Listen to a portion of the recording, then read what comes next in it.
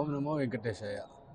తిరుమల తిరుపతి బ్రహ్మోత్సవాల సమయంలో తిరుమల తిరుపతి మాడ వీధుల్లో వ్యక్తిగత విషయాలు మాట్లాడారని, అది తిరుమల తిరుపతి దేవస్థానం విధి విధానాలకు విరుద్ధమైనది, దాని మీద చర్య తీసుకోవాలని చెప్పేసి టీటీడీ విజిలెన్స్ వారు కంప్లైంట్ ఇవ్వడం జరిగింది.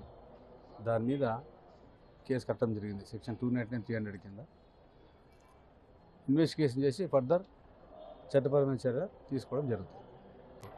వ్యక్తిగత విషయాలు, ఇది పవిత్రమైన తిరుమల తిరుపతి దేవస్థానంలో ఇక్కడ భక్తికి సంబంధించినది, దేవునికి సంబంధించిన విషయాలు మాట్లాడుకుంటే తప్పులేదు, కానీ వ్యక్తిగత విషయాలు మాట్లాడటం ఇక్కడ నిషేధించబడింది. మాట్లాడుకోవడం కూడా మంచిది కాదు అని అందరికీ తెలియజేయడం.